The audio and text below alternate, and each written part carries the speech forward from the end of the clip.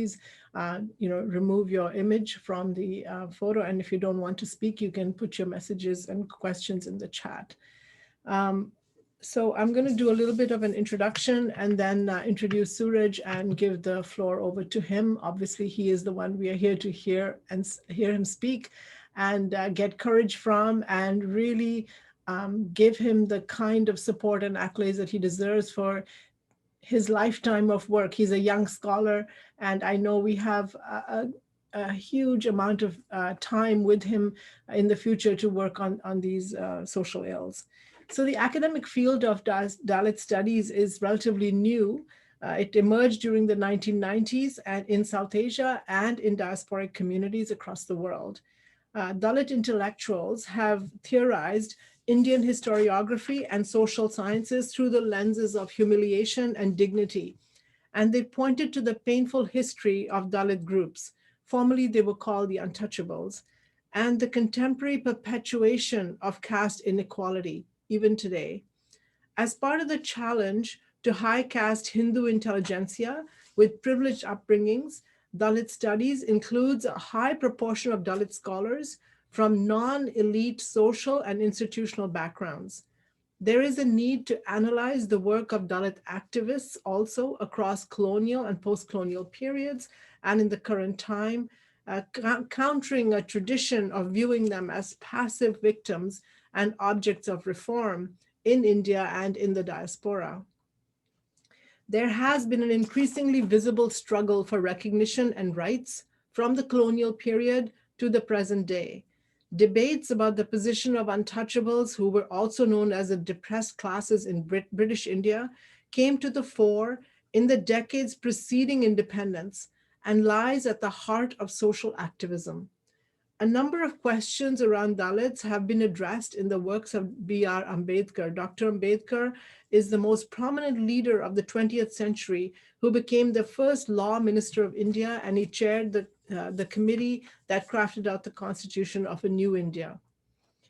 Scholars have taken the time to address the significance of caste and the institutional safeguards that have been devised to address the inequalities it engenders. The Constitution of Independent India actually rendered untouchability as a criminal offense and identified a number of so-called scheduled classes, meaning they were in a schedule of caste names, as requiring affirmative action to offset generations of subordination. In the latter half of the 20th century, these scheduled groups, frustrated at continuing marginalization regardless of the law, have increasingly organized and mobilized for social, political change in India. Calling themselves Dalits, many ex-untouchables have demanded the proper implementation of the Constitution and have sought to challenge the various manifestations of caste at the local level. The term Dalit implies those that have been broken, ground down by those above them in a deliberate and active way. There is in the word itself an inherent denial of pollution, of karma, and justified caste hierarchy. The goal of today's lecture is to let the subaltern speak and to help us analyze the response to Indian culture and society from the bottom up in the diaspora. The lecture offers fresh insights and inspires new approaches to the future of Dalits and in the diaspora. Our keynote speaker has pioneered work on various aspects of Dalit resistance, both contemporary and historical, and is the inspiration behind the South Asian Studies 2021 Symposium. I'm going to share a little bit about Suraj before I bring him onto the floor. Dr. Suraj Ygende is India's leading scholar and public intellectual. He is the author of the bestseller, Caste Matters, and is the co-editor of an award-winning anthology, The Radical in Ambedkar.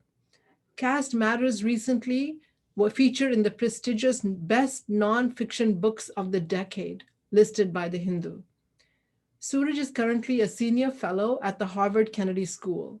He holds a research associate position with the Department of African and African American Studies, is a non-resident fellow at the Hutchins Center for African and African American Research, and is part of the founding team of Initiative for Institutional Anti-Racism and Accountability at Harvard University, which is really, really important right now. He has studied in 4 continents, in Asia, in Africa, in Europe, and in North America, and is India's first Dalit PhD holder from an African university, the University of Witwatersrand in Johannesburg. He is an international human rights attorney by qualification from India and in the UK. Suraj has published in multiple languages in the field of caste, race, ethnicity studies, and interregional labor migration in the global south. Currently, he is involved in developing a critical theory of Dalit and Black studies. Suraj has been nominated for India's highest literary award, the Sahitya Academy, and is a recipient of the Dr. Ambedkar Social Justice Award in Canada in 2019 and the Rohit Vemula Memorial Scholarship Award in 2018. Suraj is a transnational Dalit rights activist involved in building solidarities between Dalit, Black, Roma, Indigenous, Baraku, and refugee people living in the fourth world in a project of marginalized peoples. Suraj has delivered over, wait for this, 300 lectures. He has given keynotes at international academic conferences and seminars around the world on the issues of casteism, racism, institutionalized discrimination, diversity, and inclusion. He is the convener of the Dalit Film Festival and India for Diversity movement. I cannot begin to tell you what a privilege it is to have Dr. Suraj Ygende with us and for him so kindly to have accepted our request to spend the morning with us, his late afternoon. I'm sure you've had your ubiquitous cup of tea in England, I'm sure by now, Suraj, and that you are ready and willing to speak with us. So I have a small favor to ask of all of you. Could you possibly please go to the little dots that are on the side of your image on the right side and pin Suraj so that he can then be the benefit of your viewing and you would see Suraj in a larger screen. And then afterwards you can also unpin when we get to the Q&A. Also, I please ask you to remain muted. You may post questions in the chat. There are two curators who are going to curate the questions, Kusum and Magnus, and they will then present the questions to me a little later after Suraj has spoken. So Suraj has about 30-40 minutes. I would really encourage you to make notes while he speaks so that you can then gather when we get into the Q&A to really speak about a strategy for us at the University of the Fraser Valley, at the South Asian Studies Institute, to be able to take this further. I really am hoping that this is not a one-time lecture that we listen to, shake our heads, feel some pain, feel some anguish, and then walk away. We really hope that we can develop some strategies in North America and at the university here with our colleagues and friends, and perhaps change the world for a better place that we hope it will be in the future. So over to you, Suraj. The floor is yours.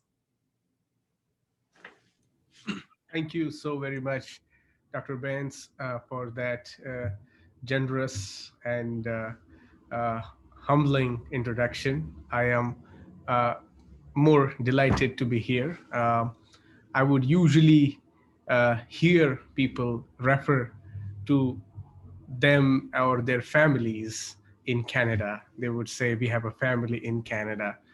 Coming back second time to speak to you makes me feel now I have a family in Canada. It is to the love as well as the compassion that you have extended towards me, but also to the calling, to my calling, and made it yours is spectacular.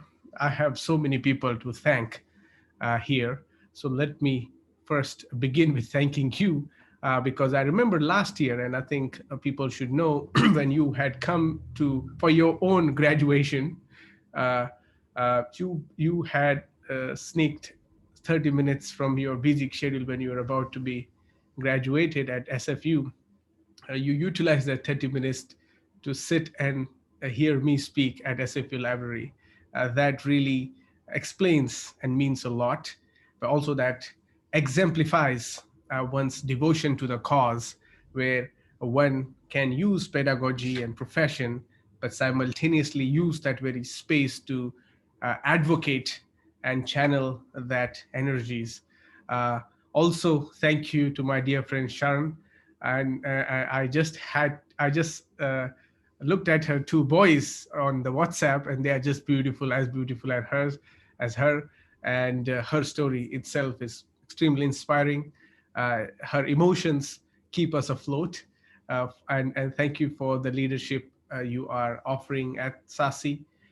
Through SASI, we're also bringing in community engagement. I think that's the purpose of university. University shouldn't have gates, because knowledge should not be confined to walls. And some of the ways you guys do is breaking down those gates and walls.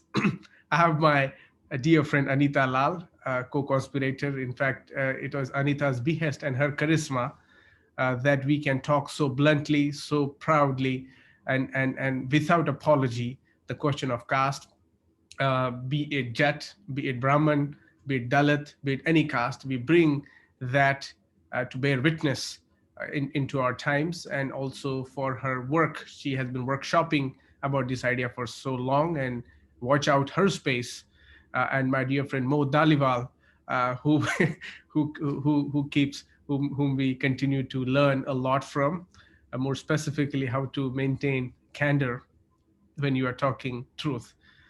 Also, let me uplift some of the voices. Milan is not here, I guess, but Milan is a great comrade. I can say Saira here, who has moved from one country to another for good prospects, um, as well as I notice the leader from Ambedkar International Center, Naresh, also a few other friends in this move that who have stayed with us for so long.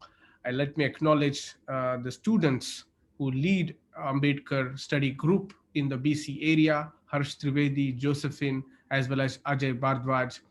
And last but not the least, Jay Birdi and his family. He also has now, I think, a grandson. And all my love to everybody. This list is exhaustive simply because to say I know people in Canada who I can call my own. So this is my moment to show off to everybody. So the topic we're going to talk today is I have written a paper on I titled it Iterations of Shared Solidarities. And in that paper, I try to look at how solidarities are maintained or not maintained when it comes to advocating for anti-caste movements. Like we have other movements that the diaspora sponsors, supports, as well as takes it upon itself as a moral responsibility to counter. But caste seldom featured, and it continues to happen up until now as we speak. And so I had a larger perspective of seeing, and it was more of a Socratic method of self criticizing, and looking at the Dalit paradigm as a global subject. And when we do that, what we essentially do in this case, and I've argued elsewhere as well, that Dalit is actually, in its own dislocation, a global community. If you are not having an anchor, a firm base to go back and revive your relationships, be in that same space, then you are perpetually a homeless person of that geography. And within that displacement, what we have is the existence of rural Dalit diaspora, a satellite version of diasporic existence within the homeland. So Dalits themselves complicate the idea of diaspora. When we move from one force to the another force, what we see is an enormous, a ginormous population who belongs to former untouchable groups continues to witness untouchability, and that gives rise to flight. And flight here is to escape the immediate atrocities, but also to find new prospectus. In the traditional diasporic sense, diaspora as it was mostly applied to the Nazi Holocaust produced tragedies where Jews were then forced to go and become a diaspora citizens in their host land for their own safety and security. But certainly diaspora as a concept predates that. The reasons of leaving your motherland, and motherland here means the affection of motherliness, the love, the satisfaction of committing wrongs, yet having the courage to ask for forgiveness. That's what motherland meant in this sense. And when the people left the borders, they did two particular things. First is they challenged established hegemonic Hindu laws. The Hindu law explicitly prohibited crossing the seven seas, what they call Sat Samandar.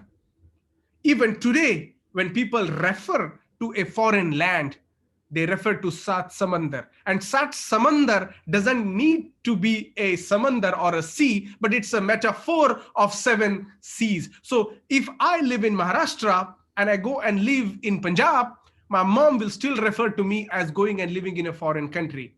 Paraya Desh.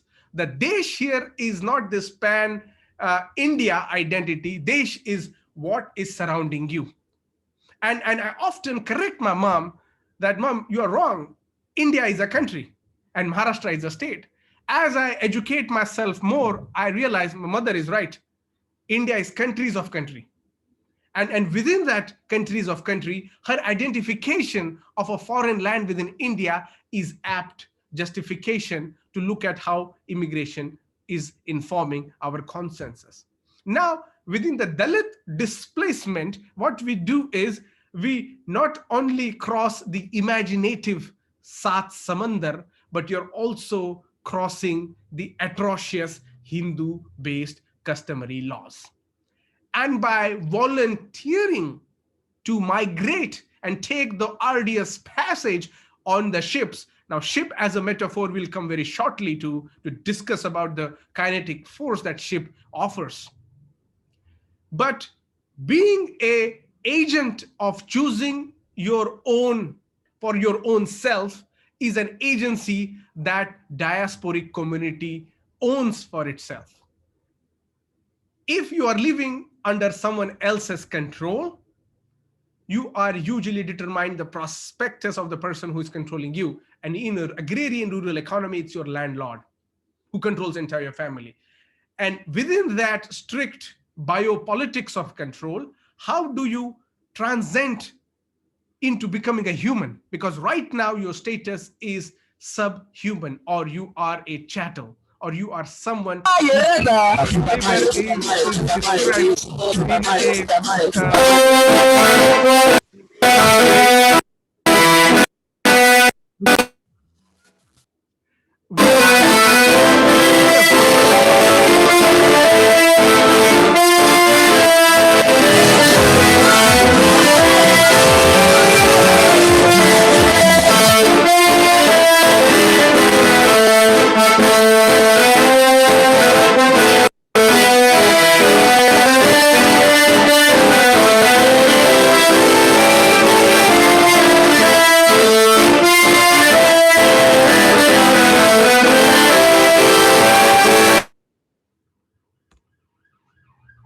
No problem. It happens. If I'm speaking, this usually happens. So I'm used to it. Don't get alarmed. Sharanji, just make me host so we can have more fun with this. And so when we think about the mobilities that takes place in this case, especially within the oppressed caste communities, It is for affirming your own humanity. It is not just to move and escape atrocities, but is also to choose how we can transcend into new topographies. That's why we have six metaphors that we will deal with today. Number one, transgression. Transgression simply means to go beyond the bounds. And this is beyond the bounds of moral, spiritual, scriptural, religious order, transcending, transgressing. Transgressing is usually considered blasphemous in its audacious framing. Second is transmogrify. Transmogrify is basically transforming into something magical, something new, something unexpected, something you were not there, but then you became into new. Third is transient, constantly moving, not having one location, not having one anchor. Fourth, transmission, the process of transmitting again into something or a new space. Fifth, translation. The idea of translation is an ability to express to a foreign or an alien subject. And finally, transmuting. Again, it's into changing into a form or your substance. The diasporic experiences in the caste frames occupy the six metaphors of transgression, transmogrify, transient, transmission, translate, and transmuting. These juggle with each other so that the deprived humanity of a subordinate subject continues to re-envision every time the subjectivity is taken away. So you might be transmogrifying into something new. And how did that happen? The indenture immigration of the 19th century, a para-slavery, post-slavery immigration that happened, especially mostly in the Caribbean, Guyana, Suriname, and those countries, as well as to the Indian Oceanic spaces, mostly Fiji, but also some part of East and Southern Africa. People who got on the boats were mostly lowest caste or untouchables. And how did you transmogrify? Once you left the place, you registered your name as XYZ. When you arrived, you registered your name as ABC. You transmogrified into a new magical form. You immediately assumed the name of a dominant caste. You assumed the name of a Brahmin. You assumed the name of a someone who is on a higher ranking within the heretical caste structure. Now, in this dynamics, what we see is the Dalit flight is to establish their credentials as a global community. And how do they do that? By not having a fixed location and a confirmed postal code, postal address, zip code, these communities have maintained themselves as truly global. And by physically mobilizing themselves, they truly established their location as a global citizen. That's why the subjectivity of Dalit, unlike other caste groups who already had anchors, even today we will see many people who come from landed caste or dominant caste communities have land, home, family, relation, something of a material quality that they can anchor to. But for Dalit communities, it is a displacement. It's almost like a displacement in a form of modern African American. From where you're displaced is you don't know where to go back. For the Dalit community, it's the loss of your own memory. And that's why the memory here is constantly maintained through the borrowed annals of what we have today, the diaspora literature.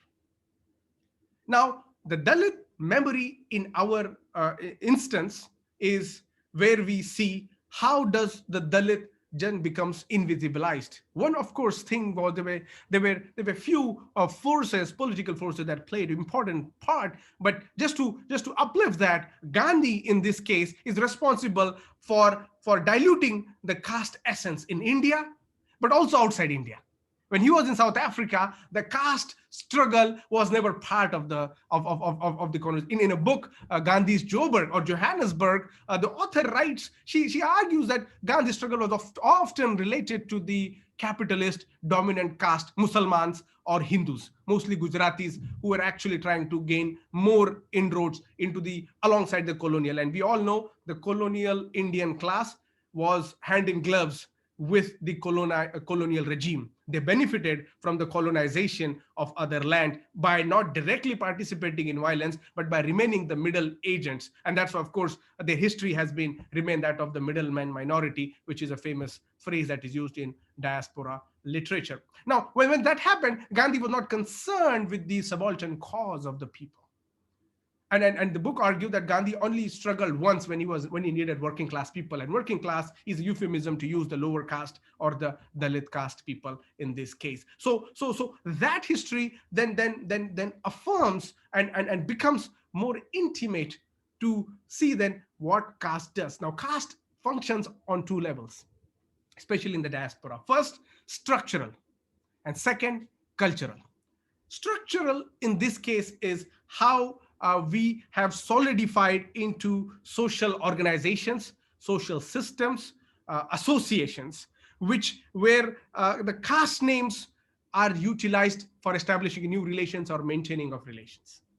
This is very much a part of various caste-like associations. Now, not necessarily mean Sri Guru Ravidas Sabha, but caste association as an informal entity where associations in a very sociological sense takes place. Second is cultural, which is very much religious oriented, where endogamy as a firm base of caste becomes a primary identifier or marker. Now, the question of caste and diaspora is not new. It was academically studied in the 1950s. Now, I would like to uplift the work here by Barton Schwartz, who wrote a book, Caste in Overseas Indian Communities. 1961, they started working on this book. 1967, they published this book. It has phenomenal contributions, and I will just, for the benefit of audience, highlight what countries do they cover. They cover Mauritius, Guyana, Trinidad, Suriname, Fiji, South Africa, and of course, in East Africa, they look at Uganda and Kenya. This study really gets into the heart of why caste, especially immediately after post-independence, became important for diasporic communities. Now, when we say we didn't care about caste, or we didn't know about caste, or the affirmation of caste not existing exactly as it was, really defeats the purpose of how caste operates. Caste doesn't operate in dichotomies. It is not Brahmin and Dalit. It is not two polar ends. It operates in its fluidity to reproduce Brahmanism across the caste groups, but also to reproduce a Dalit subjectivity across, again, the hierarchical subject. That means a woman in this case is becoming a Dalit when her choices or her performances are not given adequate attention to. And that's why the fluidity of caste as well as caste relations are also related to the lower caste, middle caste, and so forth. That's why the Baniya migration, which remains crucial phases of migration, it actually predates colonial migration, because the Baniya capital always was in flux, always was in move, especially in the Indian oceanic diasporic littoral spaces. In addition to these, there were also lower caste communities who eventually went to become upper caste. That's the transmogrification I talk about. So when they went to Guyana, when they arrived in South Africa, they literally assumed, and so this scholar who studied Guyana intimately, Chandra Jayawardene and Raymond Smith, actually do not witness caste in its obvious forms. They just witness caste existing in the form of endogamy. And endogamy is a theme that remains continuous in other diasporic spaces as well. So what this means is the possibility for one to keep moving and keep aspiring was maintained to not only highlight the significance of Dalit community as a community that has agency, but also it is a community that doesn't require any agency. And that can be seen from the emotional experiences as well as the non-citizenship experiences of Dalits. In this case, let's go to Anita's great-grandfather, Mayyaram Mehmi. 1906, arrives from Daoba region, Jalandhar, comes to Canada, British Columbia, has the own set of unique histories. And here's fundamentally what is contradicting in our framing of casteness and caste identities. Here, when Mayyaram Mehmi comes, he's not only a pioneer of Indians in Canada, but also he's a Chamar pioneer. And what that means is uplifting the two agencies. One is connotation of how a displaced caste identity gets further displaced when they arrive in a host country. So the recurring theme of displacement by someone else's will, which is by force, continues to animate in the experiences of Mehmi, but also somehow Mehmi's identity for our own dualities of finding caste, non-caste sense has to be compromised into the larger ethno-state framework of being a Punjabi identity. But by totalizing the Punjabi identity, what we do is we lose the steam of promulgating the narrower, intimate, and I would argue the real diasporic identity, which is your caste and subcaste. Caste and subcaste themes are persistent across the settled diasporic, especially Indian diasporic spaces in this case. Now, how does then caste take on the role that we see today, or how it performs? Now, to understand that, what we need to understand is through the experiences of Mayyaram Mehmi, one fundamental difference that exists with this and non-Dalit experience, and in this case any caste experiences, the non-entitlement of diasporic identity given to Dalits. Tell me how many times you heard Dalit diaspora as a academic theme of investigation, as a popular policy making intervention, or even the host society's acknowledgement of Dalit humanity. Dalit diaspora doesn't remain Dalit diaspora. It has to subsume itself into other putative identities that are existing. And that's why even in their mobility of displacement, Dalit remain disqualified from gaining citizenship. The idea of becoming a political subject in this case for Dalits is still contestation. And by not granting that diasporic status, we not only deprive the displaced Dalit group, Dalit individual, Dalit family a political identity, but also we do not give them assurance of their future. Because when the archives were built in future, which is the moment of now or the past few decades or century, the future archive is archive of non-existent. And that's why in my limited research, especially in Canada, but I can talk about South Africa, is the obfuscation of caste. Although now the new generation is more intrigued and thinking about caste because racial politics exist in almost parallel in their country. And then when they realize themselves, especially I remember a friend's father in South Africa, in Johannesburg, was actually went on to find, because he was confident he is from the Dalit roots. He didn't know how, but he had heard the stories of his the hearsay stories. And then so of course he went to find his relatives, and turns out he was from one of the provinces, then Madras, but now Tamil Nadu, and had an untouchable family of the same name, but it was anglicized name for them, and they could really establish that.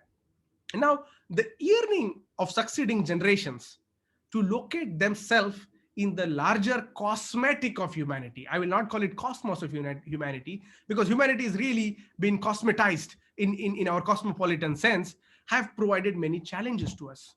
The distance from their original identity, their relationship to the new assumed identity, which is transactional, as well as the emotional attachment to fellow non-Dalit base, is what makes all of this a very complicated thing. Meaning, you are celebrating a culture that is not yours. You are developing a relationship of reproduction with someone who doesn't have necessary attachment of your own caste or subcaste history, but yet you are now thinking about developing this new relationship of an assumed identity.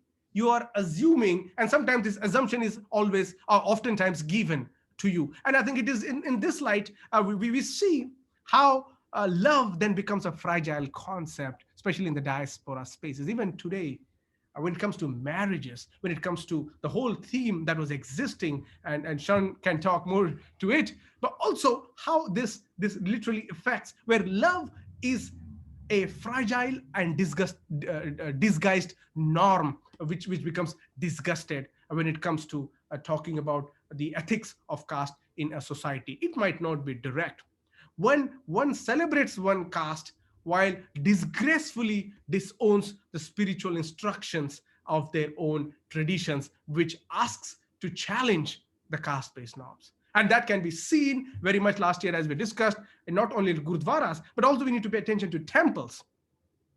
Because temple as a site of cultural reproduction of caste remains almost like a bunker where no one else can enter and challenge the casteism that penetrates through that. It's that poisonous, almost caste emitting machine that is normalizing caste by having a de-caste or de-Dalit perspectives of celebration of Hindu festivals, Sikh festivals, or any other, even Christian festival, especially the South Asian Christian celebration of a certain festival. Now, within this love as a theme, the heartbreaks that come from it, and you will notice heartbreak as a theme existing not only amongst the youth, but also elder generation. We just need to scratch how love was always policed, how relationships were always gauged to what, how and what one reproduces. So heartbreaks here resemble more than family pride that is often kept at stake, where people argue that we need to family pride. But as I said, the disguise of love, and love here in this case is basically challenging caste norm. Love I use as a reference to anti-caste ethic in this form. So when we look at the disguised form of love, it becomes a powerful diasporic entity. So when we have to discuss diaspora, I argue we should insert the phrase of love prominently, not just because of its own spiritual reckoning and personal relationships, but also its possibility of anti-caste discourse that it manages to penetrate. And love in this case is not just a romantic thing, but is also an anthropological inquiry for us to see how love is investigated, traded, created barriers for, or reference or dereferenced when it comes to providing a necessary identity. And in spite of this movement of love, the mobility into new land offers that validity to maintain heretical structures predicated on hierarchy and immobility. Now, it's very interesting that caste here doesn't offer mobility, but the people who are mobile reproduce caste. So this A and B, if A and B are mixing, if caste is not offering you visibility, it's a strict steel frame. Whereas in the diasporic move, you are constantly moving, you are in flux, you can go up and down. How do these two, A and B, become so solidified that it's almost difficult for us to remove caste from the mobility aspect, which is almost a caste neutral identity? And I think that has to do with how societies, especially the colonial society, gave a permission for reproduction of caste. It benefited the colonizer to have this distinctions already existing, so that the control on the not only body politic but also the biopolitic, the reproduction, and also very much a Foucauldian sense of looking at controlling the corporeal body remained central. And so you didn't have to do much effort. Now, let me take you to the 1904 in Madras. Let me talk about the story of Angel Rangadu. Angel is 24-year-old, 1904, Christian single woman who chooses to go to taking the voyage. Now, taking voyage as an indenture was prohibited. Even if you took as a voluntary migration, let's say in this case, coming to Canada, the woman migration was never favorable. Woman was always made to, was always maintained to not be mobile. So in this case, Angel does something extraordinary. Angel volunteers to get on the boat, and then the notion of Kala Pani is again on surface of you are crossing the 7 lines, you are polluting yourself, you are avoiding your religion. For Dalits and people like Angel, they had nothing much to lose. Anyway, we're gonna go. And so when Angel takes this route, she arrives in South Africa. She meets a Muslim guy called Ghafoor, 22-year-old. She's 24-year-old. Both decide to marry, and they live together. Both are working as indenture. Now we have records. Ghulam Wahid and Ashwin Desai has done a research inside Indian indenture. Look it up. Excellent book that kind of looks at the 100-plus-year-old history of India's immigration, especially maintained through archives. Now, when Angel arrives, Angel is not your typical woman as Indian household or colonial household would expect. She is not she's not abiding rules. She is not maintaining the household as a primary chore, or she is not confining to reproduction in the family unit. Angel is living her life. And that's a problem for colonial authority. They say, we saw Angel with another man. And just by the sight of she being with another man, she was already declared a prostitute. Prostitute was an immediate identity given to Angel. Now, Angel survives that humiliations, while there are other women folks in that space who identify the behavior of Angel as intimidating. And they accuse Angel of forcing them into prostitution. Now, the story is reported through, of course, police reports, but also a commission, RAG commission, that was appointed to report on the indenture situation. Angel's story moves on, and Ghafoor and Angel are in today's, they're in love with each other, but their relationship is not welcoming to many of the settlements, and I'll explain briefly why that is the case. But what happens is Angel lives the life. Ghafoor gets humiliated, gets beaten up, gets put in prison. Angel is put into prison on flimsy charges for several months, and that's not one time. She repeats that atrocities. She is repeating that threat, that tragedy, and eventually she is held as someone who is quote unquote responsible for creating a sexual jealousy. That's the word the colonial authorities used. She is exploiting the sexual jealousy of the men. And of course, what was the reason for the sexual jealousy? One of the reasons, of course, was the ratio of women as compared to men was less, 70 men, 30 women. And especially if you live in an indenture island, that's what you have. So sexual jealousy remains one part. Second part is if any, and she of course sells liquor, and she's hustler. She is trying her best to do any person, any human being would do for you to survive amidst all those atrocities. But because she is doing this immoral, she is held accountable, and again she's imprisoned. Finally, Angel departs without having must, but her immorality, and this is again quote from the report, but also her lust is something that becomes a way of approaching Indian women indenture situation.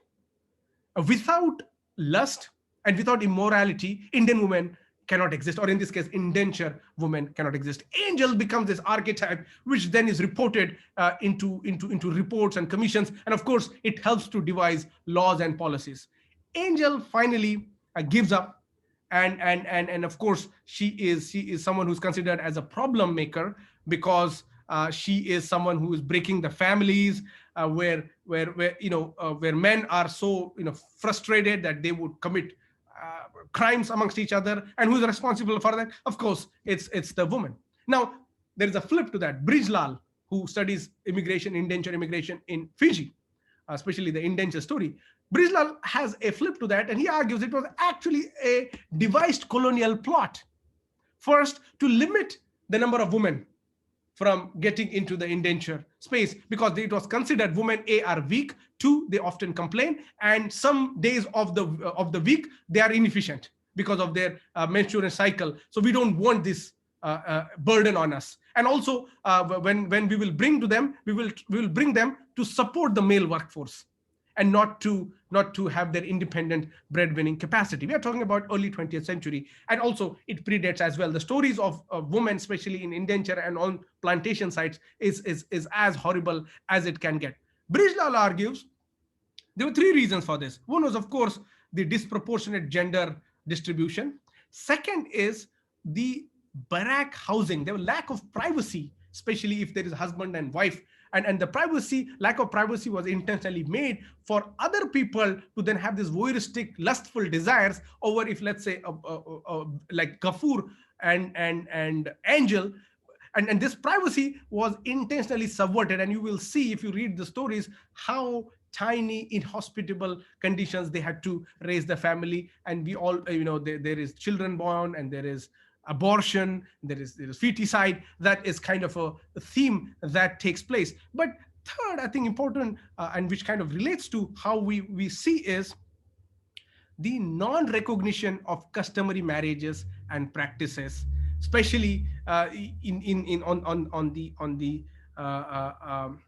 the plantation sites, in the sense that women were, and this is the work also, of course, done in East Africa as well, the prostitution during colonial times, especially to provide to the labor force. The non-recognition of Indian type of marriage or household was one of the reasons, Brijlal argues, that gave rise to this kind of incidents. We couldn't utilize the non-recognition of Indian customary standards to also argue that caste as an Indian customary device was not recognized as prominently, and that's why we see the phases kind of move out with different castes. I will just briefly read out to you in the Mauritius case study, where there are basically, when people are coming, I mean, I don't know if you can see, but these are caste names. These are basically caste names. I will read out some of them for you to know as to when people were moving, caste was a decisive factor, and colonial authorities wrote it down. There is a caste of Ahir, there is Dom, there is Dhobi, there is Brahmin, there is Chamar, but you can see Chamars are the most represented in Mauritius, 1901%. And then, of course, Brahmins are 4.1. If you go to Muslims are 10. Then Kumhar or Kurmi caste, who are basically landed agrarian caste in central India, they're about 11%. And then if you go Tamil is used as a broader, but mostly it's Shudra caste, are 13%. What does this refer to in this case is to show that caste as a system was always part of an analogy, an analog or an archive of history. And when we see within the broader list, and I think we should do that, the colonial administration, when it came to migrating, especially in Canada and the quote unquote new world, did not do that. And that's what we have is we have a huge discrepancy of an archive that would give us legitimate information. Final point as a closure to our conversation is to then problematize what Stuart Hall talks about. Stuart Hall deals with three major concepts: race as his one concept. Second is, of course, ethnicity, but in this case, let's use caste or diaspora. And third, nation. And the existence of caste in this case problematizes with three. The caste has to exist alongside race, or has to exist within race. You cannot exist outside race. Second, within the diaspora, you are not Dalit diaspora, you're not caste, you're not Jat diaspora, you're not Brahmin diaspora. You are a ethno-state or a statist diaspora. And third, of course, within the national framings of our own eco politics that we develop, especially within the forces of transience, the nation here is then really a fictional identity for one to just have a nostalgia. And nation still operates in a deeply emotional nostalgia. How does one revisit that nation? The nation in this case is to look through the registers of caste interpretation of nation. If I am a landowning Jat, for me, nation constitutes through my landed relations. If I am a potter immigrant, I imagine through my own caste networks. And that is how the Dalit framework, in this case, absence of adequate registers, makes this a fundamental problem. And that's why Stuart Hall is actually supportive of one idea within globalization. Although he complicates the cultural studies dynamics in this case, he says globalization has given one important fact. And I quote him, he says, historically marginalized and oppressed people also exploit the global proliferation of difference to produce themselves as new subjects. What does that mean? Globalization has given historically oppressed and marginalized group an opportunity where people say globalization is identitarian. It produces many identities. Stuart Hall says there is no problem. Historical marginalized people like myself will utilize that, the preference given to the different identities, to establish myself as a new subject. When it comes to Dalit, it's a old new subject. The old essence of Dalits is informing into new subjectivity. And I think Stuart Hall comes to our rescue to when people ask, why are you talking about Dalits and diaspora? Why are you talking caste in diaspora? Actually, it has always been a theoretical, philosophical existence. We just have not paid enough attention. Globally and elsewhere, similarly, caste-like segments exist in the names of ethnic diaspora or diaspora of various names. If you talk about Eritrea, if you talk about Ethiopia, if you talk about any other CIA version of regions, we still see an ethnic identity. And that ethnic identity, which is very much a heretical, very much a bloodline, very much endogamous identity existing in all these peripheries. And that's why one reason that Ambedkar didn't become a figure one can rally, but two Baniyas became figure for Hindus and Muslims, one Baniya being Gandhi, another Baniya being Jinnah. These two became the unifying forces for one to establish nationalism, whereas for Dalits, who were always humiliated and subjugated, when they tried to establish their affirmation as a equal British subject. So when Dalits arrived, they said, hold up, we are same. And that's why the ship as a metaphor for mobility, Paul Gilroy talks about how ship is such an important space, not only for it transported slaves, but also it redefined new relationships. For indentured migrants, it actually meant something else. When indentures came, Brahmins would say to the captain, I don't want to mix with these Dalits or these lower caste, these Chamars or these Domes, because these are lower caste people. And what would happen? 3 months of voyage, a voyage in no land. A voyage on the seas, who can swallow you in the next minute. So you developed a relation, and that was relation known as Jahaji Bhai, the brother of Jahaj.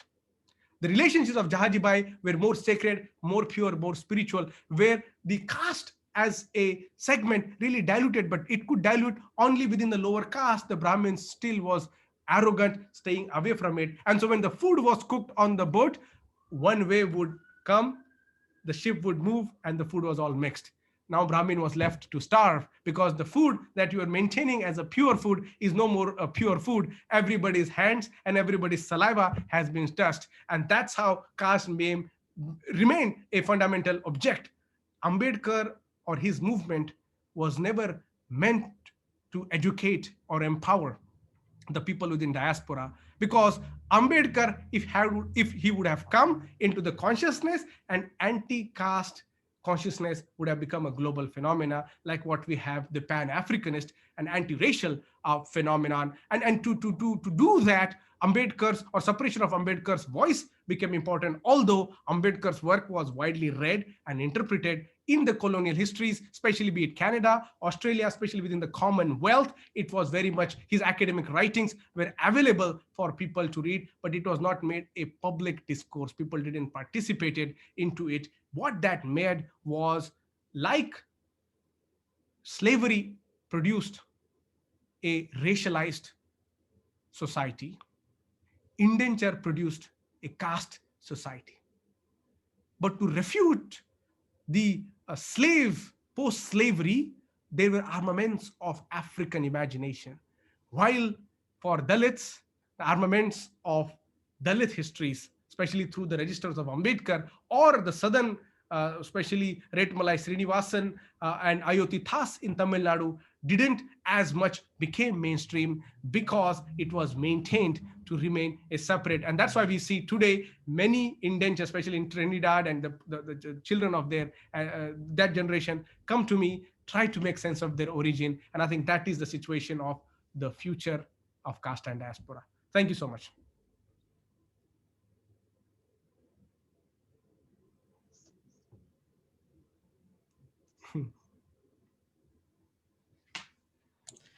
Thank you, Suraj. Can you hear me now, Suraj? Yeah, I think I can. Sorry, my camera was gone. Yeah, okay, good. Thank you so much. So much to think about. You have really shared your expertise, but not just your expertise, but your heart with us and your vision for where we need to go. It's a very complicated vision, obviously needing some teasing out and some interpretation for us on the ground. There are some good questions on the side that perhaps you can help us decipher and elucidate a little bit more on. Your first comments were really about home, right? About where is home? And I really want to ask you to speak a little bit about the idea of going back, and that, of course, for nostalgic diaspora communities, home is where our nostalgia or nostalgia, amnesia and nostalgia brought together, place us. And my question to you is really about, and I think from the floor as well, about where do people go back to? Where is their wellspring of nostalgia and home? Or does in the diaspora, as you suggest, becoming subsumed as subcastes within larger diasporas gives people multiple ways of looking at home?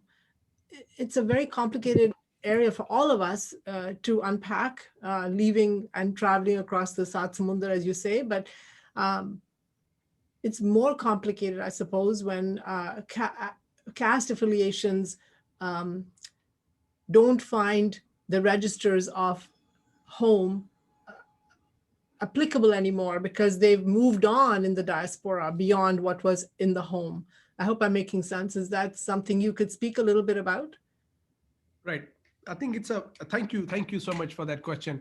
It will help me theorize some of the ideas that I shared. One is the idea of trauma, and how do you process that trauma? Is there a way that you would like to revisit that? And it's a deeply psychologically wounding experience. And so, do you want to embrace that as your home? And that's why you will notice some immigrants reject the idea of home, despise the idea of motherland, do not appreciate it as much, because all they see is the reference to a certain nostalgia has not always been of a favor to them. And I think it's a very much one needs to process. And I don't know if there are enough psychological,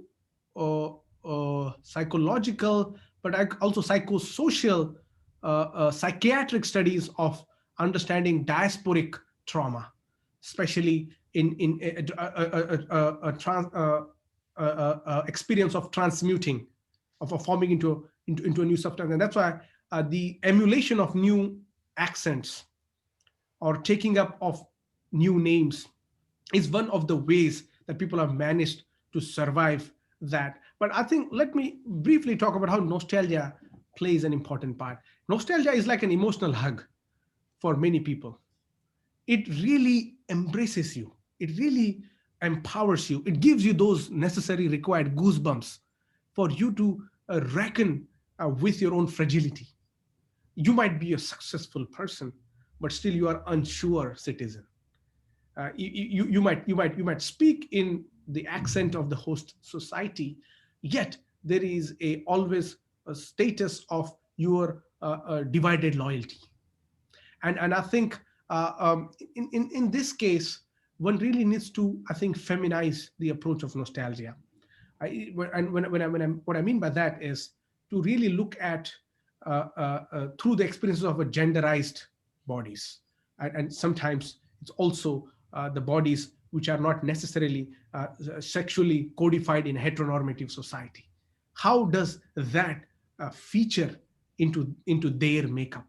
And I use they as a pronoun intentionally to really emphasize that diversity, because and I think Nayan Shah has done a work on this particular, especially in Canada, where he talked about at least a homosexual relation, especially among his one of the character was a Punjabi Sikh, and the kind of story revolves around that.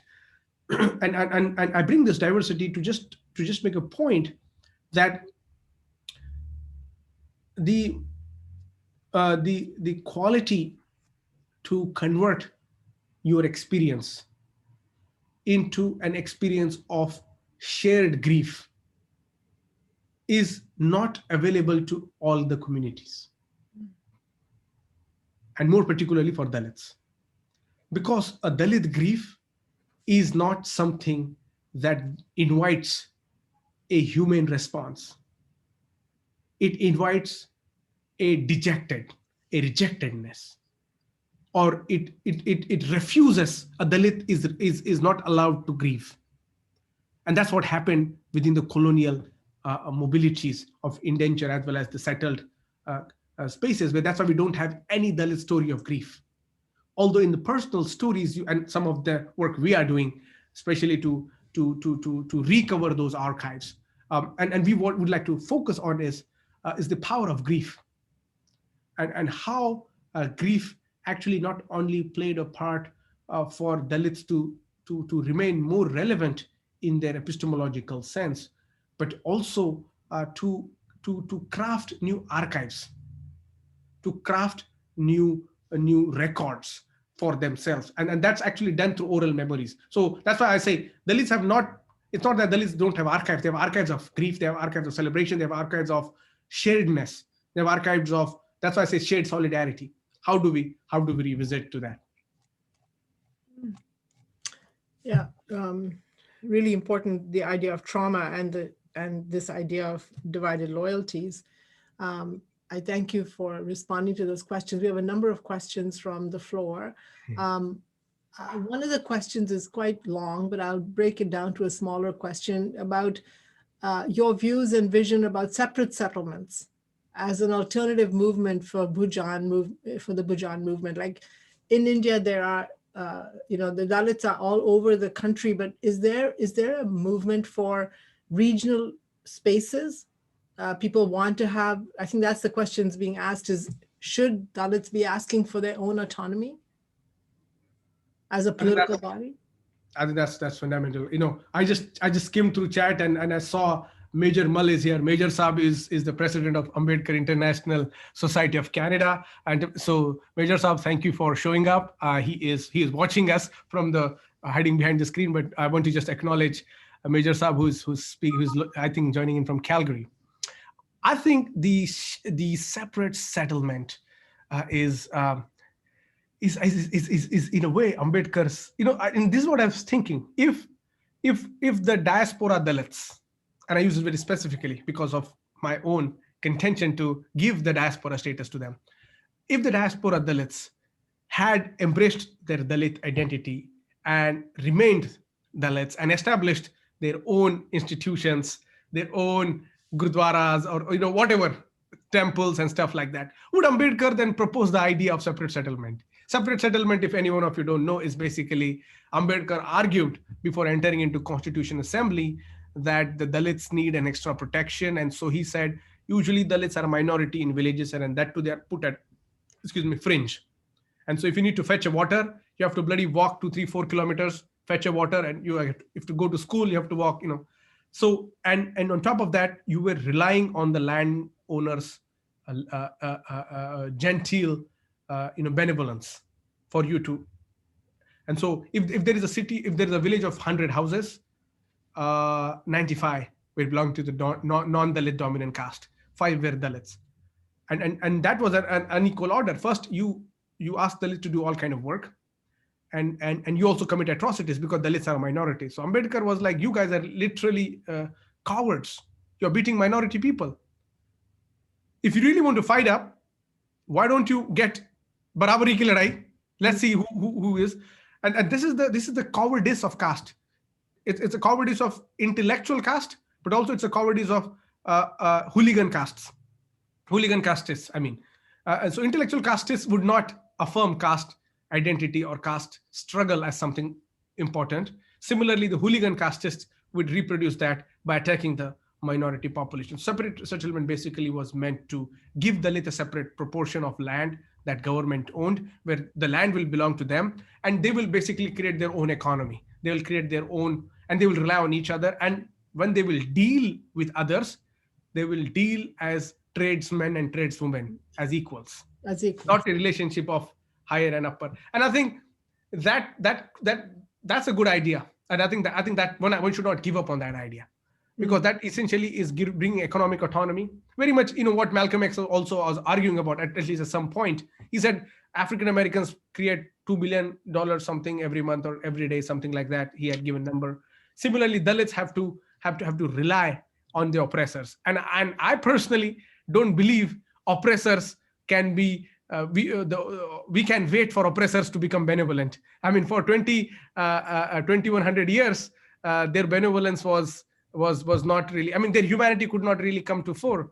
And so I think we really need more affirmative programs of like this. But will diaspora provide that space? That's important, because it's a separate settlement. You can establish your own settlement. And I think one cannot deny that possibility.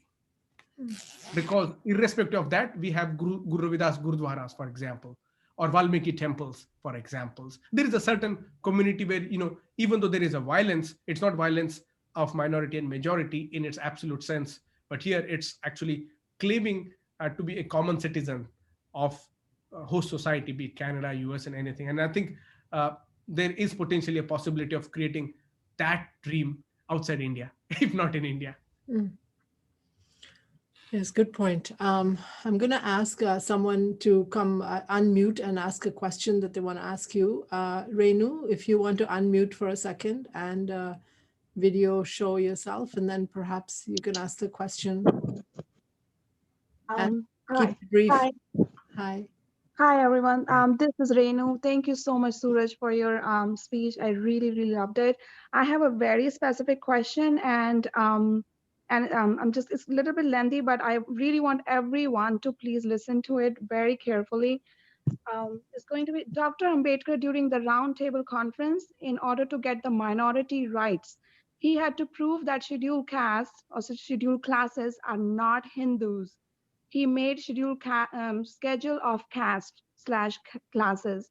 So Dr. Ambedkar himself never used the word Dalit / Harijans.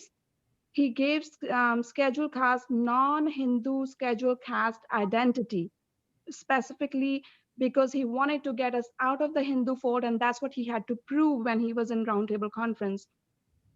So why are so-called intellectuals popularizing and embedding this Dalit word as a noun and not as adjective at an international level?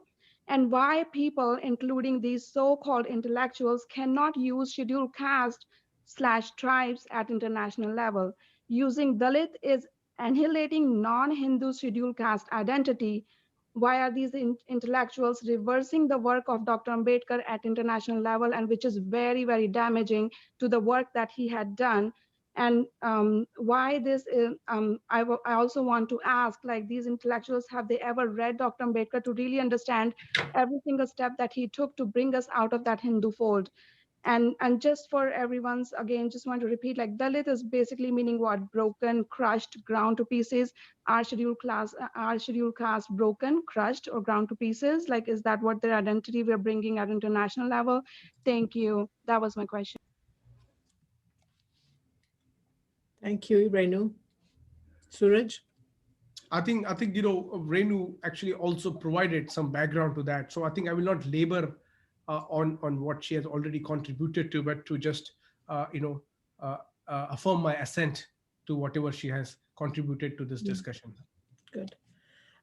So another question for you, Suraj, is really about your fascinating conversation about the indentured slaves, indentured laborers that were taken from India across the waters into Trinidad, Tobago, Guyana. Can you speak a little bit about the voyage and that transformation of caste, whether it remained on the boats or did it carry over into these closed communities of people on islands, which they didn't even actually know where they were, and no return to a country that they thought they were going to go back to? Did the caste establish itself in less rigid manner, or was it still continued even after the voyage ended? Because you addressed that a little bit in your conversation.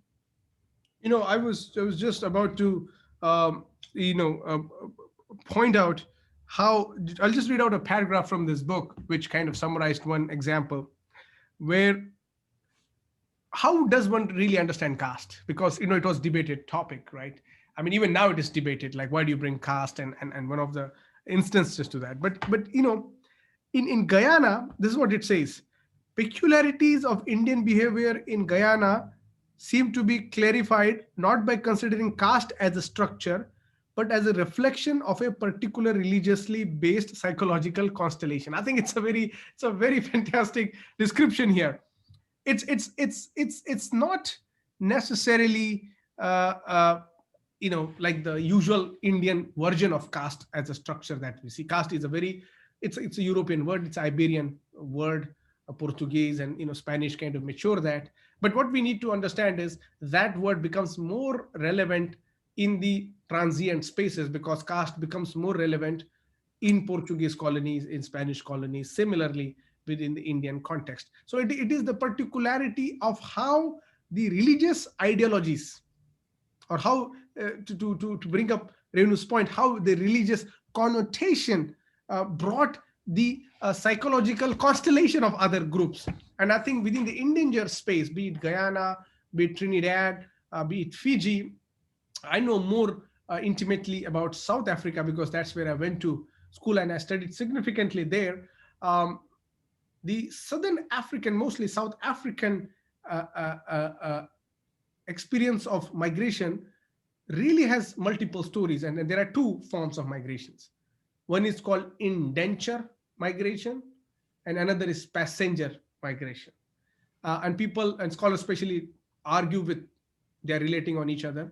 But the first is the indenture as a space to for people to who were indentured, who are basically, and in case anyone doesn't know, indenture is basically the you were a slave on a plantation for 4 years or 5 years. If you want your freedom, you get some pittance, some basic, or you can remain there and reproduce that. The second is passenger. Basically, passenger Indians are the Bania kind of migrants I talk about. And I think what happened is the passenger Indians always maintained different unequal relationship with indenture migrants, and indenture and passengers always had, because there was not only class but there also caste distinction, how it was maintained, and it's in different forms. And that's why to revisit the history of indenture, we really need to look at this. And mostly Guyana, Fiji as well, Mauritius in some instance, but mostly in the Caribbean, it was overwhelmingly indenture migration. So the people, so if you see a country that has overwhelming majority of indentures, know that these are lower caste migrants who have not settled.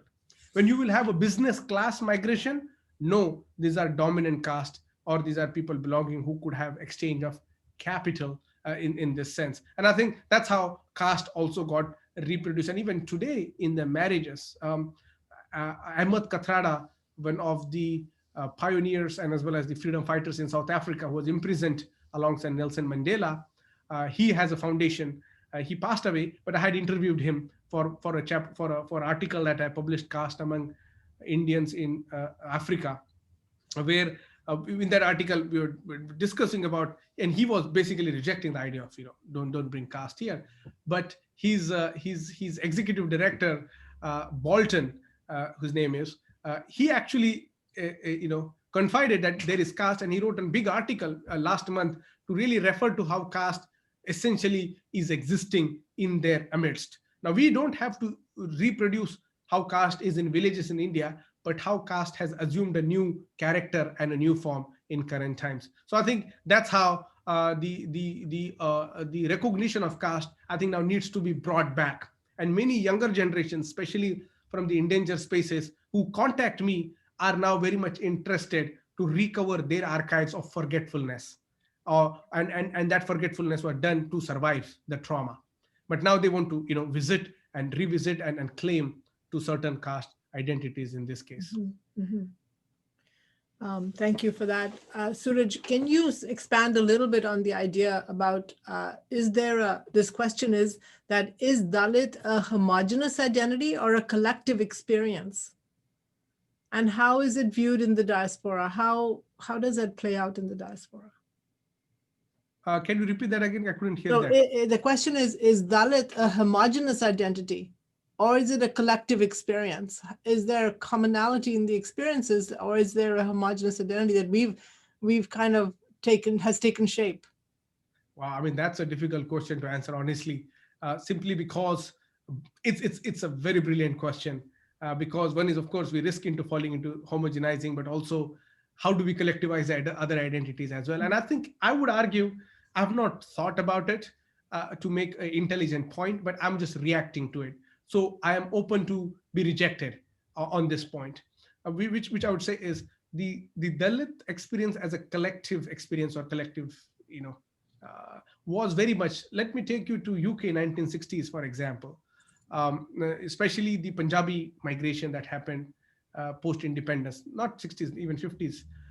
So here, especially from Punjab, when people came, they came to work here in the factories, mostly industrial jobs, iron, steel, and so forth, hard metal work.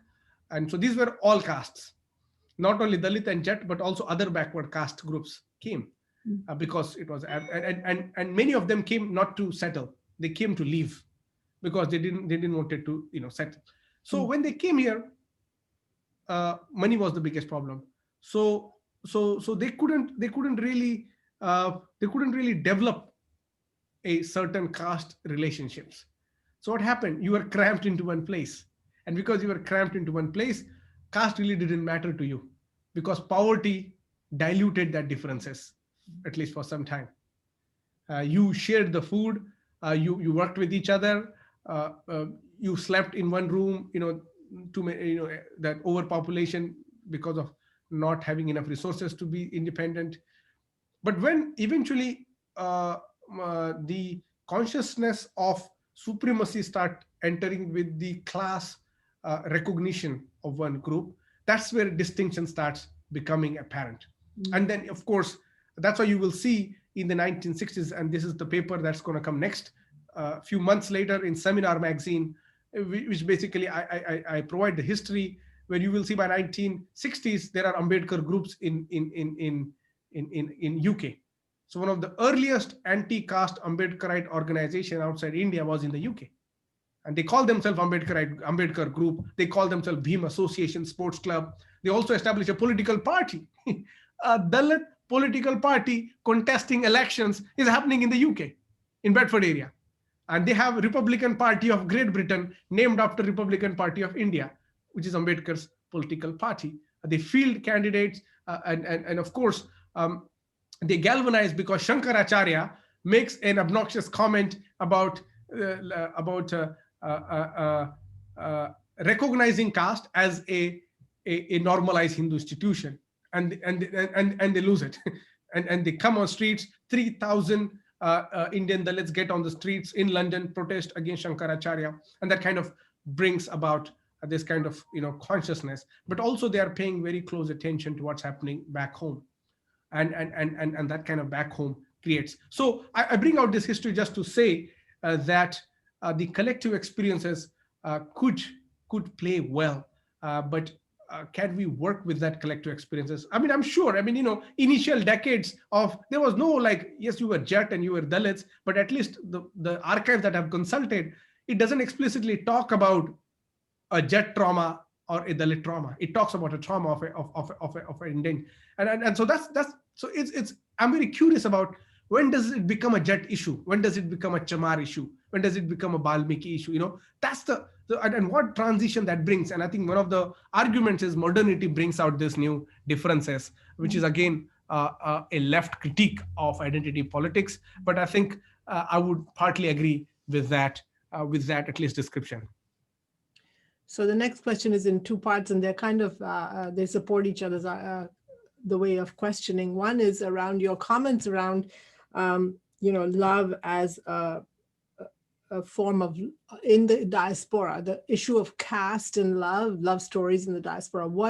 There's not enough written on that. There's not enough written about caste and its intervention in marriage, in love. Forget marriage, love. And the related question about caste discrimination through religion. And you mentioned a little bit about that, whether you're Sikh or Hindu or Muslim or Christian, wherever it is, the religion itself doesn't have scriptures that say there's caste discrimination, but there is a practice of caste discrimination, especially around the idea of love. Can you speak to that? It's a very fascinating topic, and in the diaspora especially, it comes up more and more because the younger kids born here may not understand and probably don't understand the issues of caste or have no real experience or relationship with the issue of caste. Right, and I think that's why I want to make love as another important inquiry, because as I argued, it's basically a anti-caste space, or it's a caste-based analogy that we can intervene in, and how one negotiates with love or how one polices, and it doesn't occur. And that's why even the Hindu Dalits, for example, as much as we would agree that Dalits are the subordinate subjects of Hinduism, but they also volunteer to be part of Hindus. The Balmiki community, for example, is a Dalit Hindu community. They believe in the Hindu identity of themselves. We can't reject that so easily, even though we might have an objection to the Hinduized form of casteism. But there are certain Dalit groups who find a certain ability to express or not express. In this case, they don't really express themselves as Hindus. Most of the time it becomes subsumed. So here, especially looking through various religious lens, I think it's common. I was talking to my Dalit Christian friends who are now second generation in US. And actually they were the one who made me aware about caste-based church existing in US. And one was in Boston. There was a Dalit pastor who organized other Dalit Christians who would not be part of any movement. They would just be a spiritual, their own, doing their own things. The caste identity would not matter for them to protest against casteism, but it would only matter to them when it comes to church-based relationships. And so they would congregate 5-6 people and have their own church. And that was very interesting. My friend would go about 2 hours every week. Like he would drive or take a bus or train to arrive to that place and come back. And I think there is a very significant a lesson here also as to how caste has managed to corrupt other religious basis, and has given occasion for one to be any religion and yet be caste sensitive. And I think in this case, the reason I emphasize on love also, it's ontological query I have as to was ever love a trade or was ever love traded between human beings of Indians who are in diaspora? Was love even a matter of conversation? Was it always scandalous? Was it always dirty thing? Was it always the hookup culture that it is usually affiliated to? Was it always like that, or was it something else? Was it something that you couldn't really profoundly identify with a oppressed group of your community? And I would think, especially within the elder generation, within other caste groups. Although there is an hesitation, they belong to different group, but there is a certain trading of love. There is certain recognition, like there is a relationship established with the person. How did it translate into intercaste relationships? At least in the 1950s, the studies that I refer to don't report positive news. They say caste does not exist structurally. Caste doesn't exist in the way we see as a social norm, you know, as a structural issue, but it exists in cultural, which is basically endogamy. They marry within there. So there's not much representation of intercaste marriages, and I think that's a worrying, way. And I think that will help us also to maybe ask our elders who are alive, how was it? Just ask about love. What do they think about love? How do they interacted with love? What movies I mean, just open up the cultural box of possibilities of love. And you might, who knows, there might be a story. Everything has a story. There might be a story of pain, there might be celebration, there might be a story of lafda, as they use the word, or there was a story of rebellion, or there would be like our love was killed, or oh, we never dared to love anybody because that's not what our parent wanted. I think these are some of the themes we can closely study. So we have about half an hour left. I'll ask you two more questions, and then perhaps I would open up the floor for people to raise their hand or tell me if they have questions, comments really about the future. So we want to get to, what are the steps we should be taking towards the future of caste and diaspora. So one question is more current, Suraj. As you see the protests that are happening in India around farms, around the new law for farming, in Punjab, especially where you see the farmers protesting, the workers on the farms are usually from outside of the province and come from other caste groups. But you don't see that solidarity around the issues of farming around caste. Do you see why that is? Why there's not an intersection of farming relationships that are caste based on the farm, but not in terms of government politics or in terms of protest or just interaction? Do you see that? Do you see that there's a huge divide that is not being addressed or not being shown on media, or maybe it is there and we're not seeing it? No, I think thank you, Satman, thank you, Sanjit, for asking that. I think this goes at the heart of this, and I think I always argue this is basically a pitfall of left-based activism. What they did was they really masked a common identity to the farmers. Doesn't exist. What are you saying? They call farmers. Farmer is a very romantic term. Everybody loves a farmer term because it's a caste neutral term. But if you go to villages, farmer has a specific caste. Farmer doesn't exist outside caste. Actually, agrarian relations are based on caste. That's why one of the early reforms Ambedkar wanted was to nationalize agriculture. And he said, let's do a consolidation of land and nationalize it, so we can have collective farming. Why did Ambedkar propose that formula to address casteism or caste differences? Because agrarian relationships were predicated on what caste group provides what kind of labor. Within the Indian context, especially now, people don't talk about what caste farmers are protected. They will say, you're simply bringing caste issue, we don't have to pay.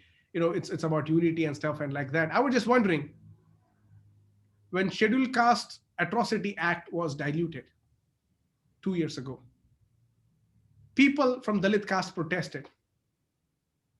It didn't get the same desired public appeal and attention. I have a friend who is a singer in Punjabi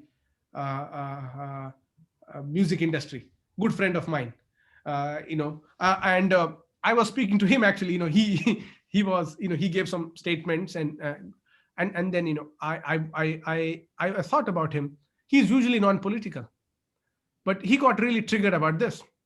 And then you can see he didn't get triggered because he was farmer, because his uncle and chachas and chachis were owners of farms. He's himself a farm, and these were jats. So there was a clear-cut reference to that. However, my worry is, if the farmers got what they got, who is going to talk about the farm workers and their families and their children, who are going to be perpetual chattels on that very farm? That discourse is absent. And that's why I am skeptical of anything we do in India that neutralizes the caste violence by bringing out new this. Now, if you get a concession, what do you go home and that's why the land ownership in India, the marginal farmers are 83% marginal farmers, which is 0 to 1 hectare, are Dalits. Basically, you don't, hectare is, and this is basically land records, what we have in India. Now, when I ask for land, people say that, oh, land is not a valuable asset. I say, that's why then give it to me. So people who defend, why are you asking for land? Land doesn't really, if it doesn't concern, you should not be worried that I am asking for land. You should just give it politely. And it is actually a law.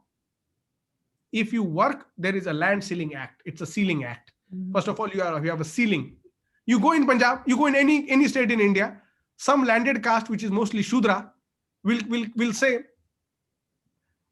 "Aapki nazare kahan tak jati hai? How long can your eyes see? Oh, until that mountain. Yeah, our land is up to that."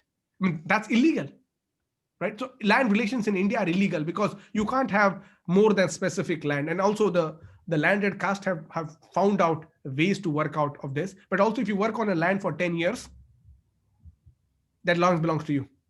That's the progressive policy. It was actually first or second planning commission, the 5-year planning commission that they have, it was proposed. It was very much a socialist method of doing it. They didn't implement it. So to answer this farmers protest question, I would like to see how it will benefit the oppressed caste people, because the people who don't own land,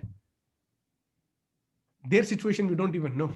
And we recently saw a few years, maybe last year, how the Jet farmers enforced the farmers from Ramdasi and Ravidasi community, onto the land, and it was a big furor. It was very humiliating, to keep working. And I think that's why also we see the state is responding by identifying these farmers as Khalistani. And I tell them to ward off that accusation, you need to put Dalits at the front. Because when Dalits will use Dalit as an experience of refusal, you can't really apply Khalistani to them, because their project is very constitutional Ambedkarite perspective. And I think that's why many people miss out on even playing a pragmatic alliance. Thank you, Suraj. Shreya, if you want to come online and ask your question, if you want to unmute and ask your question and show your face, please. Sure. Hold on. Hi, Suraj. Hi, Shreya, how are you? That was a wonderful presentation. Thank you so much. Okay, I'm going to ask you a difficult question. I'm hearing these days that there are some NRI Savarnas in US who are interested in understanding Dalit or SC politics and literature, but are not being included willingly by the Dalit activists and intellectuals. Of course, it's an opinion. What do you think that might be happening? And is there a way to involve the non-Dalits in the Dalit causes or movement in the US? Absolutely. I totally believe in that. I don't believe in closing of doors. If a movement has to survive, it has to be liberal. It has to be conditioned upon the rules set by. But you should not create your own apartheid to fight apartheid. I have really objections with that, and we have been we always almost the emulating of woke culture politics. It's crippling, because first of all, you are a minority. You can't fight against this behemoth. Two, even you don't have enough resources to fight it. The best way, if you really want to address this, is to incorporate people who are willing to be what I call cultural suicide bombers, who are willing to be part of it, who are willing to, and we did that alliance. But there are some, petty issues, groups, that are existing, which really don't believe. For example, Shreya comes from West Bengal, another unique perspective to this experience. But if there is a dominant caste person who believes in this project, why should I close my door? Simple question. And I think there are reasons why people are suspicious of that. One is, of course, penetration into your organization, and then toiling your own labor to keep on belaboring the same points again and again, and we understand that. But if there are well-meaning, so we cannot have a selective modus operandi in this. We really need to be pragmatic. For example, if I want to fight a violence of caste in diaspora among Punjabi communities, I need to also work with those Jat who are willing to take on the cut girls and fight within their own families, because caste also affects them. They might not realize. It's almost like carrying a metal which is heavier than your weight, but you want to carry it simply because it feels good. That's not going to work out. And I think there is another, I think, fear from the communities is that frankly, to my understanding, not many dominant caste people have shown genuine interest in Dalit liberation. Whenever they came in the space, they tutored Dalits how to, or like, for example, sometimes if it's a woman, she will come and talk about Dalit male are this, Dalit male are that. She's a dominant caste woman from a very different, and it makes a difficult situation by calling out Dalit organizations being patriarchal and stuff like that. We're not really understanding how the structure works. You can apply those superficial observations. Not that patriarchy is not existing, not that there is a certain form of practices that should be not existing. But what we do is we prioritize that the provenance of others over this is kind of getting, and then so what I want to do is, I don't want to close doors. This is my position. I want to be open to other person's mistakes, as long as they are not grave mistakes, as long as they don't make me tired, as long as they don't bring fatigue to me and my community. If there is a way of co-partnership, like we have Harsh Trivedi, a Brahmin, but young, smart fellow, excellent work, has been doing phenomenal work in this space. Why not? And I think that can happen, Shreya. As I said again and again, let's try to trade a love as a move. Let's try to empathize. Let me try to empathize with you. You empathize with me. Let's try to put into each other's shoes. And for that, I'll need not me saying that. I need other dominant caste people saying to other dominant caste, "Hey, why are you wasting the time there? Come join the struggle." For example, we celebrated Guru Purab recently. Now, tell me how many self-declaring Sikh take a vow that day that gurus have told us that we have to annihilate and get rid of caste. So we will take a vow that until whatever we are alive, we will follow Guru's words and will contribute into anti-caste movement. Nobody will say that. I haven't seen any. So for me, what Guru Purab are you celebrating?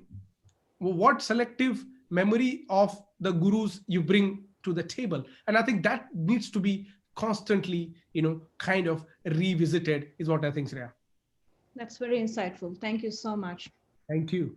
Thank you, Shreya. And good question. There's a number of comments about the Guru Granth and what it's saying and how it is anti-caste in its philosophy and theory, and practice is a little different story. But the idea of langar and especially in the COVID times where the Gurudwaras have come forward and the Hindu temples have come forward to feed people without issue of caste is something we need to celebrate and recognize right now. I have one more question from Nicola, and then we're just going to go into closing. And if anybody else has a burning question before the end, we will take it now. But Nicola, are you still online? I don't see your face, but if you are, could you unmute? There you are. Okay, good. I have it in my notepad file because I can no longer see it. I heard you speak a couple of weeks ago when you were speaking with Ashil Membe at through U of T, which was fantastic. And then I was just delighted that you were joining us at UFE. It's just so awesome. And what a rich and lively analysis you've given us. So my question is, if we compare caste with race, and we view it as a social and cultural construct that has been imagined to have and granted the power to hierarchize and create oppressive structures, does this have implications for caste identity, especially from an anti-racist, anti-caste perspective? So in other words, does an identity politics around caste have the potential to challenge and undo caste as a structural framework? And then what does this mean for caste as a framing for identity in the cultural sense?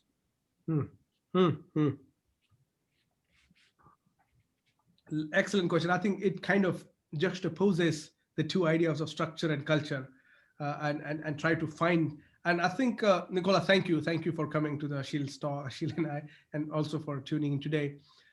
These insights, if you remember, I was trying to bring out the structure and culture segment of mobility of diaspora as a culture, whereas caste as a structure, and how do they marry to really remain, meaning the atomized identities still remain intact, even though both coexist alongside. I would like to think of the identity politics of this and this is again a not proven theory, because we have not given legs to the theory yet. One of the limitations of anti-caste activism, especially in diaspora, is not the complete embrace of anti-caste theory. Unlike we have Marxist theory for oppression based on class and anti-patriarchy. So similarly, I think this is evolving, and I think diaspora experiences are novel in the sense that, as I said, the displacement offers you a new objective view of the world, in the sense that you have displaced now, so you're not really loyal to a certain ideology or land. And that's why many Dalits who disowned their caste identity basically had that. I would like to think, like, why would you disown? Was basically to really not have any loyalties to anything that really did not supported them or protected them.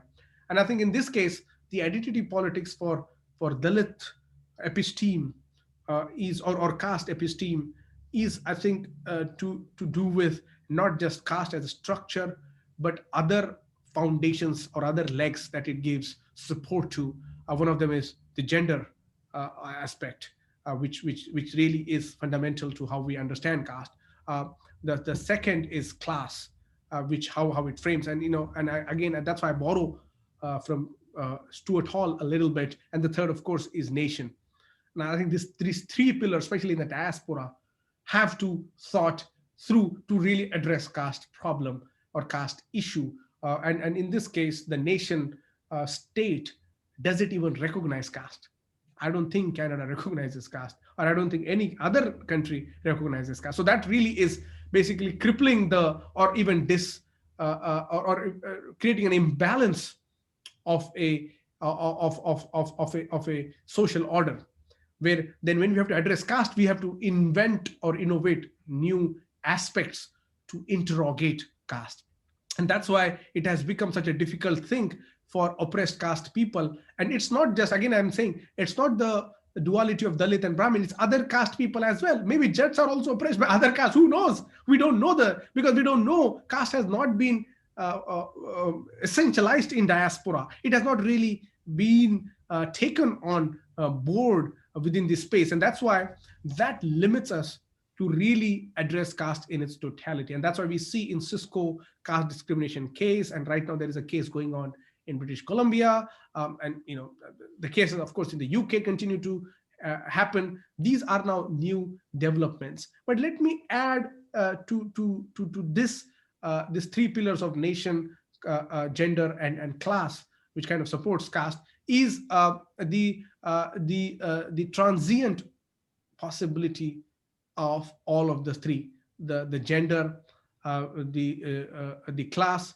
as well as in many sense nation as well. In the sense, what I mean by that is the displacement of a gender for a gender body from India, and it becomes a diasporic space in this case. And when I say India, also please, I'm saying in South Asian context, pre-partition India, pre-1947 India. It's a broader kind of history that I cover in this. And what we do is the possibility of you being a XYZ caste woman and becoming that XYZ caste woman in this space is possible. You are just not a woman anymore. For example, Angel Ranadu, whose case in 1904 I talk about, when she arrived, she left as a Christian woman. She arrived as a Christian woman, but she lived the life she wanted to live without any imposed identities. Is that possible right now within the diaspora space in Canada? can you just be a single woman, or can you not have those identities? And I think many Dalits try to live with that non-transient.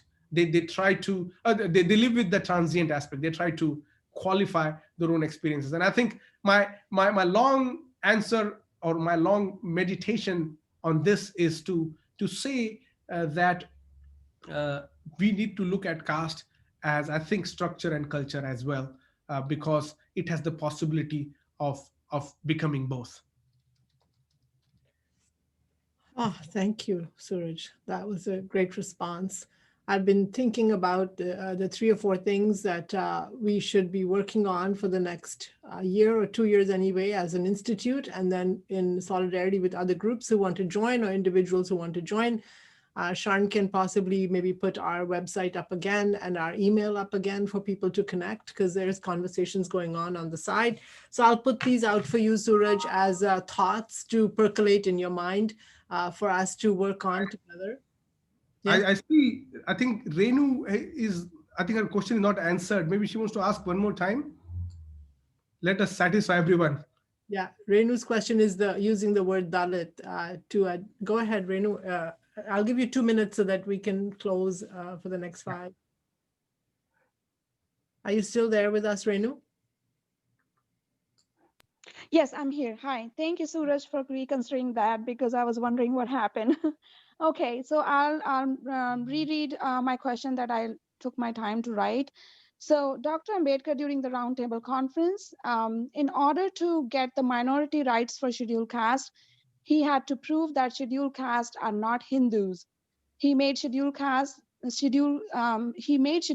and classes, a list of classes, a list of scheduled classes where he listed everyone, Chamars, Bhangis, everyone in that list.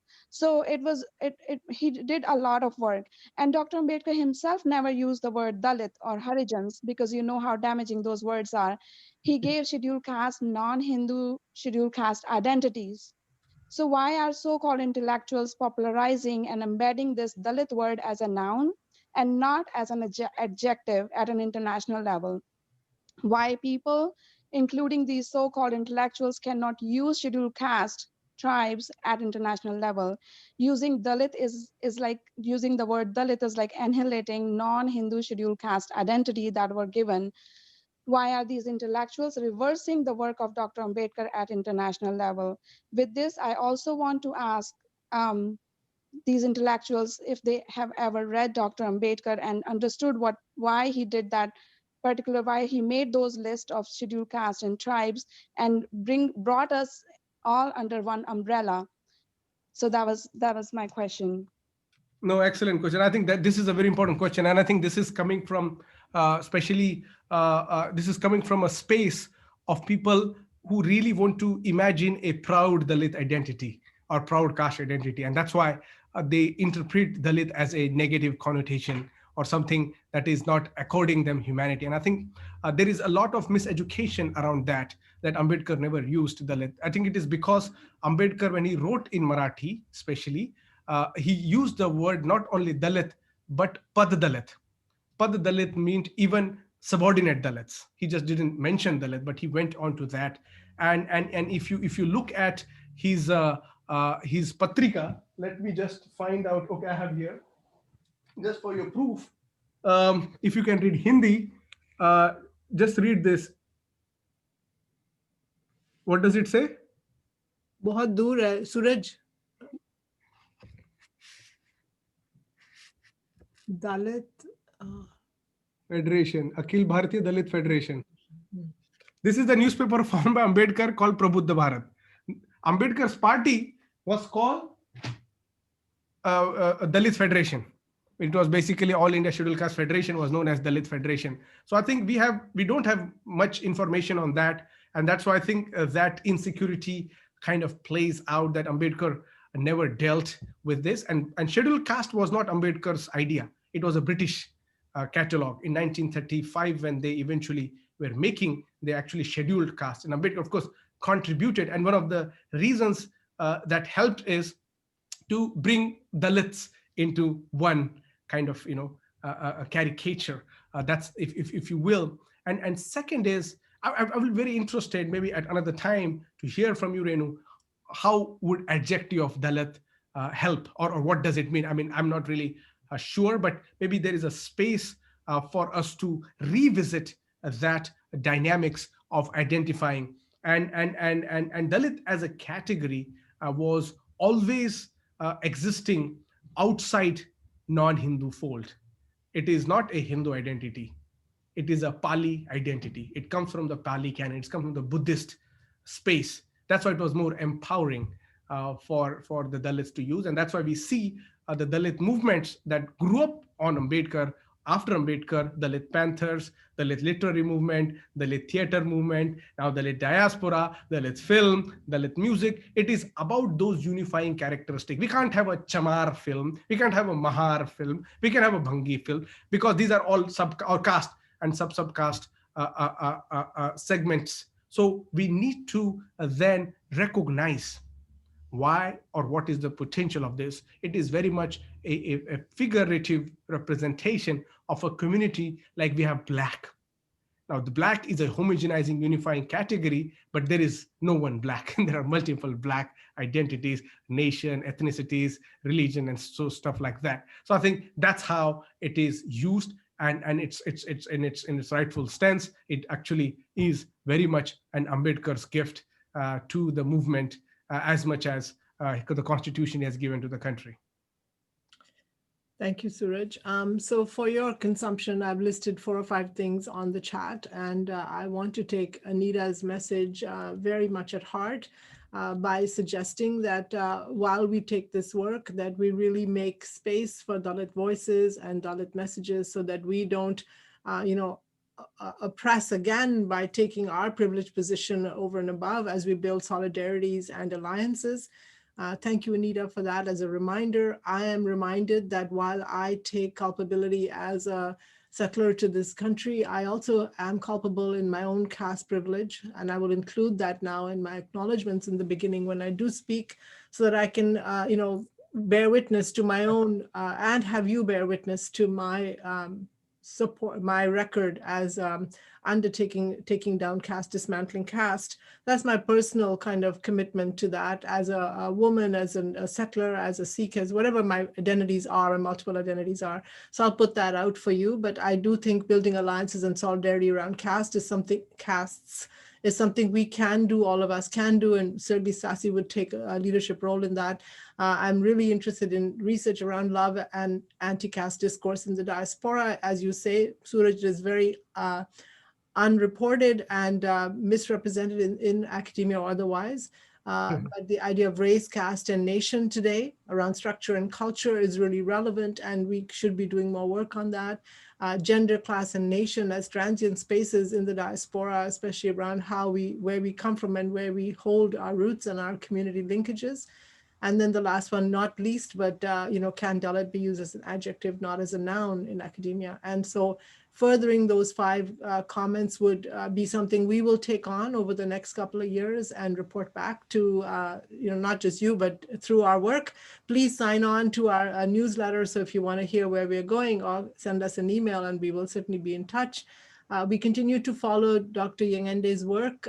We hope that you will build alliances in BC and across North America that will lay the groundwork for some of this work to continue, and to give support to the ones who are already in the trenches doing the work, who are leading the charge. So I thank you for giving us this kind of energy today and this impetus to do this work. As you develop your work, Suraj, please lean on us for support, as well as for questioning and interrogating where we are as individuals and as organizations. Least of all, thank you to everyone who took this morning and afternoon off to come and spend time with us and with Suraj. It has been a most enlightening, as well as rewarding and fulfilling, unfortunately fulfilling in the sense that the fulfilling desire to do more in social movements. So my last words are to you, Suraj, to close the session, and I'll get Sharn to close by giving thanks to you. So go ahead, Suraj, say a few words, and then Sharn will close. Thank you for giving that. First of all, let me also, I forgot to mention the provost of UFV, who had agreed to my coming to UFE, but due to unavoidable circumstances, I couldn't come. So I express my gratitude to Provost for his support, and also the excellent research and international team. Thank you, everybody. It is really engaging. It is very, there is, as I can see in this conversation, that I think it is just started. And I think more and more of this research, as we continue to build, we need to create an archive for next generation. And that's what I'm more worried about, because some of the archives are not created. Thank you to you, Dr. Benz. Thank you, Sharanjit. And thank you, everybody who have asked questions. I am fulfilled in my intellectual desire to do something more. Your affirmation provides me that energy. I'm very grateful to you. Thank you so much. Jai Bhim. Jai Bhim. I don't have much more to add before we end. Just Suraj, it's been a pleasure knowing you for a little more than a year.